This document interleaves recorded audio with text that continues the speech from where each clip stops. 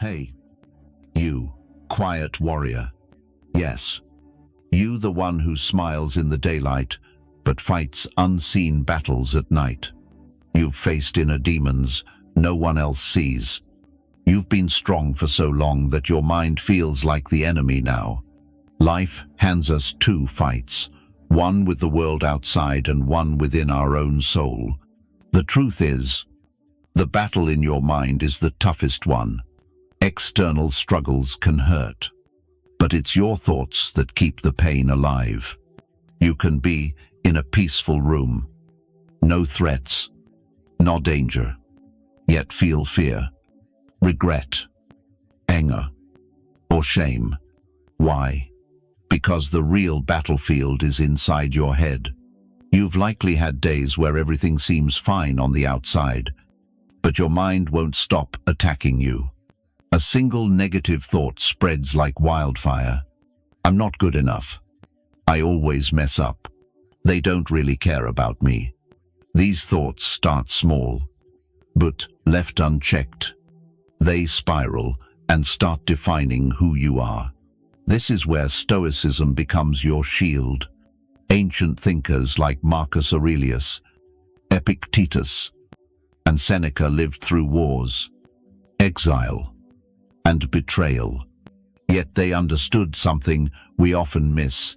You can't control the world, but you can control how you respond. Marcus wrote, "In meditations, your power lies in your mind, not in external events." Let this sink in, and you'll find strength.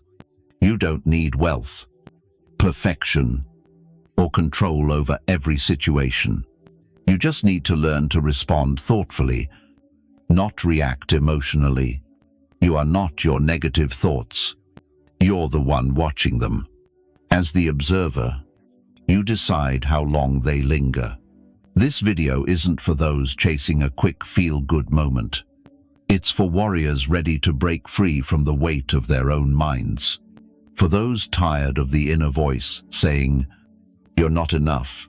In the 7 chapters ahead, we'll unpack the mental traps fueling negativity and how Stoic wisdom equips you to overcome them. Don't just watch this, study it. If you want peace, clarity, and inner strength, don't skip a single part. Each chapter builds on the last. Before we dive in, share this affirmation in the comments. I am stronger than my negative thoughts. Like this video and share it with someone you care about. Subscribe if you're serious about inner growth. Now, let's dismantle those negative thoughts, one Stoic truth at a time. First, you are not your thoughts. This is the cornerstone. You are not those thoughts. It might sound strange because we're taught every thought defines us. But pause and consider how many random, unsettling, or painful thoughts cross your mind daily. If every thought was truly you, you'd be a different person every minute. Stoicism offers a profound truth. Your mind has 2 parts, what happens and how you respond. Negative thoughts will come. That's normal. What matters is what you do with them. Epictetus said it best. It's not events that disturb us, but how we interpret them. A painful thought like "I'm a failure" or "they don't care" only becomes pain if you believe it. Otherwise, it's just noise, like a passing storm cloud. Picture a dark cloud in the sky. You don't panic just because it might rain. You notice it, prepare if needed, and move on. That's how to handle negative thoughts. See them, distance yourself, and let them pass. The problem is, we often let one thought define who we are. I feel anxious, so I must be weak. I think my relationship is failing, so it must be over. No, your thoughts aren't the truth. They're just suggestions, not commands. Think of your mind as a radio station. Just because a song plays doesn't mean you have to dance to it. Learn to change the station. A Stoic practice is to write down the thought troubling you and question it like a judge. Ask, is this 100% true? What's the evidence? What would Marcus Aurelius say about this? Will it matter in 5 years? Often, you'll see the thought has no real weight. It just feels heavy. Another tool is labeling thoughts. Instead of "I'm a failure," say, "I'm having a thought that I'm a failure." This creates space, and in that space, you find power. You are not your thoughts, you're the vast sky. And thoughts are just clouds drifting by. Next, stop fighting reality. The root of most negative thoughts is resisting what's already happened. You don't suffer just because something bad occurred. You suffer when your mind insists it shouldn't have happened. A breakup, a betrayal, a missed chance. We tell ourselves it wasn't supposed to be this way. That resistance becomes mental torment. But Stoics taught us pain is inevitable. Suffering is a choice. Epictetus put it perfectly. Don't wish for things to happen as you want, but wish for them to happen as they do, and you'll find peace. This doesn't mean celebrating pain or pretending everything's fine. It means stopping the energy drain of trying to rewrite the past or change what's true. If it happened, accept it. Then decide your next step. Imagine someone standing in the rain. They can scream, cry, or curse the sky, or accept they're wet. Grab a jacket and keep moving. Which do you want to be? Most negative thoughts come from wishing the past were different. Why did they leave? Why did I say that? If only I'd tried. Those thoughts can't change. What happened? They just prolong the pain. Stoics call this amor fati, loving your fate. Embrace what happens, even when it hurts. Why? Because events are beyond your control. But your response isn't. Take a failed exam or a business idea that flopped. A negative mind says, "I'm worthless. I'll never succeed." A Stoic mind says, "This is just a moment, not a life sentence. What can I learn?" Don't fight the moment, use it. Here's a tool when your mind says, "This shouldn't have happened." Catch it. Say aloud, "But it did." Now what? That shifts you from victim to author of your story. Here's the truth. To hold on to peace doesn't come from a perfect life. It comes from accepting reality and choosing to move forward. Share this affirmation in the comments. I accept reality and grow from it. Next, don't trust your first emotion. Most people make a big mistake. They treat their first emotion as the truth. But Stoicism teaches a vital skill. Your first emotion isn't your final wisdom. Anger, fear, jealousy, sadness. These are reactions. Loud and chaotic. If you always follow that first impulse, life becomes a roller coaster. Think of emotions as waves. The first one hits hard, but it will pass if you wait. Marcus Aurelius, under the weight of ruling an empire, wrote, "Keep your spirit calm and look at things as they truly are." Imagine a Roman emperor reminding himself to stay steady and see clearly. Pause, reflect, and observe instead of acting on that first emotion, and you'll come out stronger. Say a friend doesn't reply to your message. Your first thought might be, "They don't care about me." But wait an hour, you might learn they're busy, unwell, or just forgot. Acting on that initial emotion could ruin a good friendship. The practice is simple. When a negative emotion hits, pause it, name it, and delay your reaction. Try saying, "I'm feeling angry," but that doesn't mean I'm right. I'm scared, but that doesn't mean I'm in danger. I'm jealous, but that doesn't mean I'm less. Your emotions are signals, not orders. Another Stoic tool is the view from above. Step back and see your life from a distance, as if from space. Suddenly, that moment of embarrassment or heated argument seems tiny. This broader perspective dissolves unnecessary pain. Practice saying, "Let me wait before I react." This simple phrase can save careers, relationships, friendships, and, most importantly, your inner peace. You're not weak for feeling emotions. You're wise for not letting them control you. Share this affirmation in the comments. I pause. I choose. I don't react blindly. Next, the stories you tell yourself create your pain. It's not just circumstances that bring you down. It's the narrative you weave about them. You're rejected. And your mind says, "They never liked me. I'll always be alone." You make a mistake at work, and it says, "You're a failure. You're not capable." This is the trap, confusing facts with your interpretation.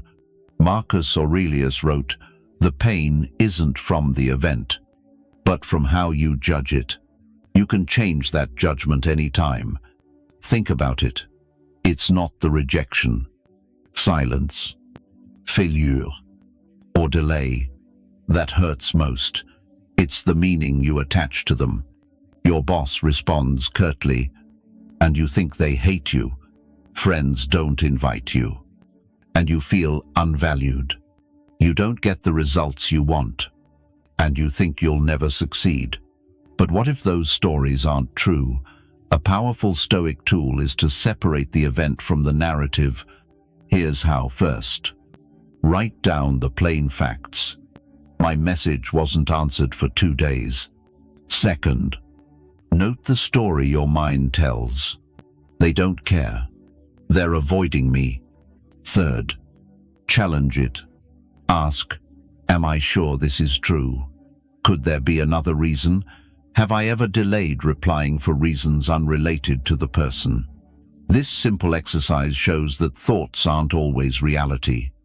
You'll see the stories you tell yourself are often built on fear, insecurity, or past wounds, not facts. This is Stoic thinking. Bad things happen, but they don't define you. You choose their meaning. That power lets you shape your emotional world. Use your mind to heal, not harm. Your brain tells stories, but you're the editor. A wise editor doesn't let false narratives go to print. So, next time your thoughts spiral, pause, examine, and rewrite. You're not your pain. You're the author, revising the page. Share this affirmation in the comments. I control my story. I choose peace over panic. Next, your surroundings shape your inner voice. Let's be real. Your environment deeply affects your thoughts. Negative thinking often isn't born in you. It's fed by a toxic setting. The people you spend time with, the content you consume, the habits you repeat, all shape the voice in your head. If you're surrounded by noise, drama, or negativity, your mind mirrors that chaos. Seneca, a brilliant Stoic, warned, surround yourself with people who lift you up and whom you can help grow. This isn't just about friends, it's about mental hygiene. If your mind is a garden, who's planting seeds in it? Negative people, toxic social media, or a cluttered space can choke your clarity. Here's the hard truth: you can't defeat negative thoughts while feeding them daily. Start cleaning your environment. Ask, who drains me, who calms me? Does the content I consume inspire or drag me down? Does my space help me think clearly or add stress? Stoics lived simply because outer chaos breeds inner chaos. Stoics didn't just focus on philosophy, they built disciplined habits, tidy spaces, and meaningful conversations. They knew external order creates inner calm. Try this challenge for 7 days. Avoid gossip, drama, and toxic social media. Clean your room.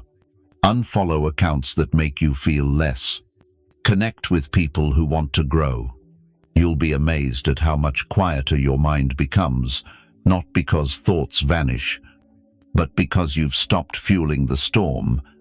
Next, you're tired, not broken. Sometimes, negative thoughts don't mean you're flawed, they mean you're exhausted. Not just physically, but mentally and emotionally. When you're drained, everything feels worse than it is. You misread a text, overthink a choice, or feel like everyone's against you. Your mind becomes a storm, not because you're weak, but because you're running on empty. Stoics understood this and valued protecting your energy. Marcus Aurelius wrote, "Your pain comes not from the event, but from how you judge it, and you can change that judgment anytime."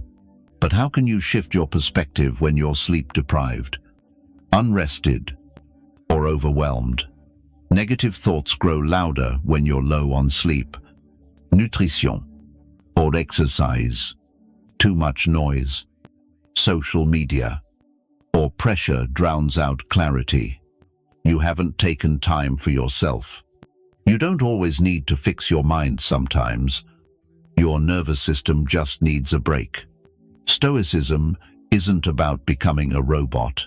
It's about living rationally and caring for your energy. Even Epictetus, who preached discipline, reminded his students, "You can't learn if you think you already know everything." When your mind is overloaded and exhausted, clarity slips away. So, give yourself this gift. Go to bed early tonight. Take a 20-minute walk without your phone. Say no to something draining. Write down your worries and set them aside for now. You're not broken, you're just overloaded. Tiredness isn't weakness. It's a signal to rest and recharge. Negative thoughts often fade, not because you fought them, but because you gave yourself space to breathe. Share this affirmation in the comments. I'm not broken. I'm just resting. Next, gratitude defeats negativity. It's not just about thinking positively. Gratitude is a powerful weapon that cuts through negative thoughts at their root. It forces you to see the full truth, not just what's missing. When you're stuck in negativity, your mind narrows. Everything's awful. Everyone's better. Life's unfair. But the moment you notice what's good, that tunnel vision starts to fade. Seneca wrote, "The poor person isn't the one with little, but the one who craves more." Most negative thoughts stem from a sense of lack, like you're missing something vital. Gratitude reminds you of what you already have. This isn't about ignoring problems, it's about balancing your perspective.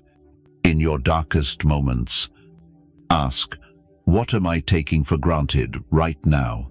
What do I have today that I once dreamed of, who's still by my side? Write it down. Just one line can shift your mindset. Say your career feels lost. That's real. But maybe you're still healthy, safe, fed, and learning. Your relationship is struggling, but maybe you've found your own strength and values. Gratitude isn't a fake smile or pretending all's well. It's looking at life squarely and saying, yes, this hurts, but I choose to see what I still have. Negative thoughts grow in the soil of forgetfulness when you forget your blessings, your wins, your resilience. So, make gratitude a habit. Every morning or night, jot down 3 small things you're thankful for: a breath, a meal, a memory, a person, a breeze. You'll notice the ache in your chest ease and the fog in your mind clear. Gratitude gives you an anchor to stay steady in the storm. If you've made it this far, know this: you're already winning against negative thoughts, because awareness is the first step. Stoicism gives you that awareness. It's not about never having negative thoughts that's unrealistic. Stoics don't aim for perfection, they aim for practice. You've learned you're not your thoughts, you're the observer. You don't have to fight reality.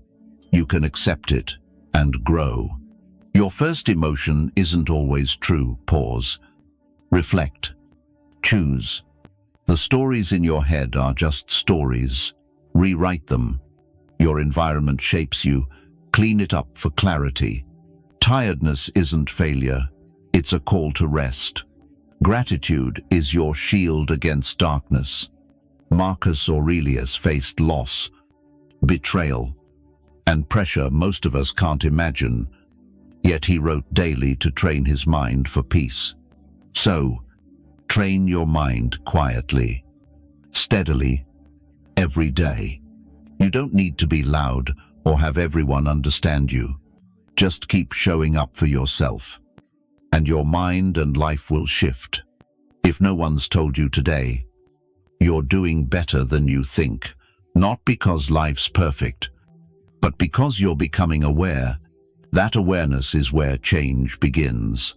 This is how you conquer negative thoughts, not with brute force, but with daily clarity, inner calm, and stoic strength. If this video resonates, hit the like button so others can find it. Share your favorite insight or quote in the comments. Pass this on to someone who needs peace. Subscribe if you're committed to building a stoic mind. One final affirmation for the comments. My mind is my greatest weapon. Let's keep forging that strength together. 1. Stoic truth at a time.